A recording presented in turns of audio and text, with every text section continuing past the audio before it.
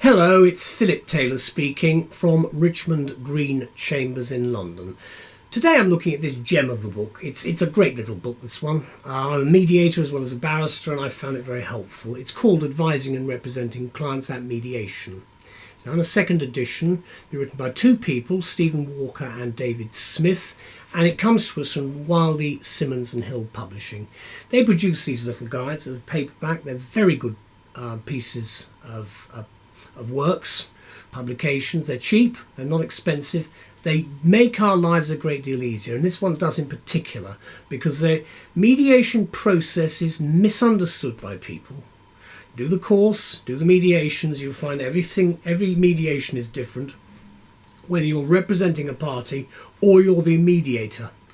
It's always an interesting area, and of course as I speak we're looking, subject to any changes that take place, at fairly substantial reform of decision making in terms of dispute resolution, with an increase in the use of mediation from the new financial year for 2021.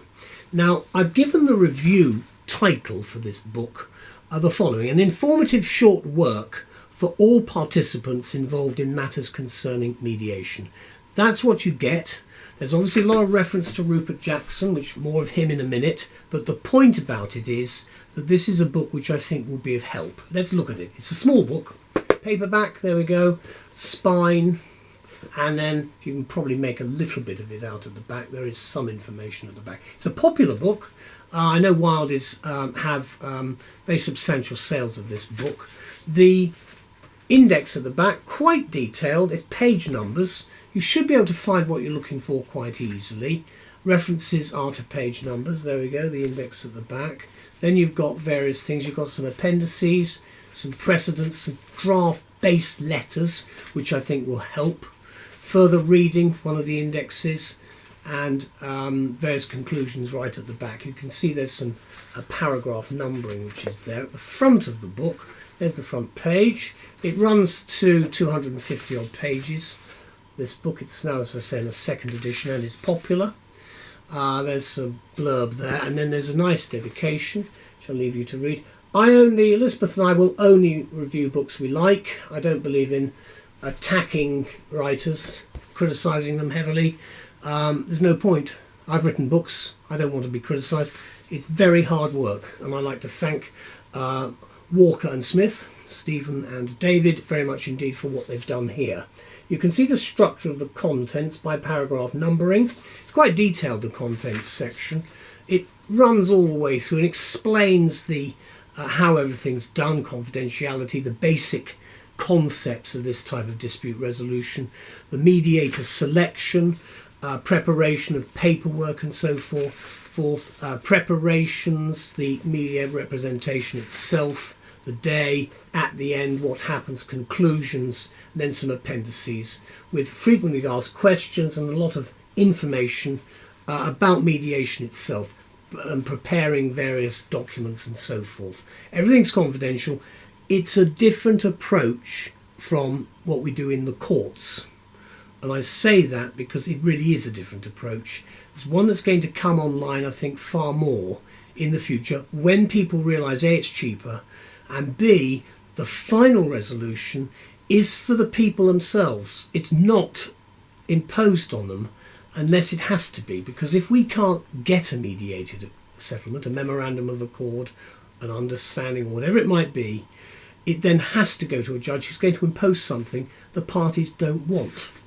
Now, there's a preface to the second edition which is set out there. It's worth reading just to explain what's been going on with the book. I'll mention a little bit of that in a minute. The law is as stated at the 1st of May 2019. I'm recording this in early 2020. There's a preface to the first edition which talks about Rupert Jackson's ADR Handbook, and I will mention a little bit more about that later on. Then you've got the book itself, the overview of where we are. You can see the paragraph numbering, introduction and so forth, and runs all the way through. There's no footnoting as such, because this is a book which should be read. It's not a difficult book to read. I found it very easy to read. I've used it in mediation as well, because I think sometimes With some parties, they come to mediation, they don't really know what it's about. They think we're judges and we're going to do things the way they've seen it on telly. And it's not like that. We don't have the wigs and gowns. We don't even have this gear. We just show up, obviously looking smart, and we set a process in motion which is different, with open and closed sessions and so forth. Enough of the mediation. What about the book? If you're a mediator already, or thinking of participating in the mediation process, then Advising and Representing Clients at Mediation by Stephen Walker and David Smith is an invaluable guide for you. And that's exactly what it should be, because I do believe, from my own experiences as a practicing barrister for nearly 30 years now, that very few people have that much of an idea of what this type of dispute resolution is about. It's not properly taught on the bar. It's certainly never taught when I was doing the bar exams all those years ago. It's becoming more important now, thankfully, but still I believe an awful lot of work needs to be done to persuade both people who are mediators and those in mediations to understand the value of the process. So this book, now in a second edition, which would be very useful to lawyers, surveyors and other professionals, fills an important gap with the main work on the subject, which is of course Jackson's ADR Handbook. So Rupert is excellent. I've met him. He's a first-class person. He's tried very hard to go in the correct direction because of the biggest single problem we face, and that's the cost of litigation if you have to go to trial. And obviously mediation is one way to save costs dramatically without losing too much face, to try to get a resolution. And in many cases it works. Not all cases, but in many cases it works. And of course, the problem with the Jackson ADR Handbook, Alternative Dispute Resolution Handbook, is that it only has a couple of pages on mediation advocacy. So you need a book like this, because the handbook tells you what mediation is. That's Rupert Jackson's book, whilst Walker and Smith are telling you how to do it. And we found when reading the book that it gives comfort and assistance throughout every stage of the mediation process, because it begins with the difficult bit of attempting to persuade the possibly sceptic other party, whom we call a participant, to mediate. And some of them, of course, most of the people I have been dealing with have wanted to go to mediation. There have been one or two more reluctant than others as participants. But in the future, we are going to find people who are going to be effectively forced to go to mediation. It's going to be rather different. And of course, the range and the focus of this book is intended to be relatively narrow, because it's talking about representing clients in the mediation. It's a book for those who will attend civil and commercial mediations, which are the majority at present. That's what I'm qualified to do. And of course, there are specialist areas which have developed for family matters, and of course workplace mediations, which are of course highly specialised, and you have to get additional training in for those. Although with family it's slightly different, the basics are still there. And what Walker and Smith offer us is sensible and practical series of tips to advise clients on what to expect, because we can tell them when we're advising them, but if they read the book as well, they get some idea of what they're going to be up against. And in fact, it's a very useful advice and guidance that you get throughout, without having the theoretical or historical referencing. And I particularly liked one of the quotes in the book. "We do not discuss the Confucian or Phoenician origins of mediation," say the authors. Well, thank you. We are relieved, because of the serious attitude problems which can often be displayed during the open and closed mediation sessions.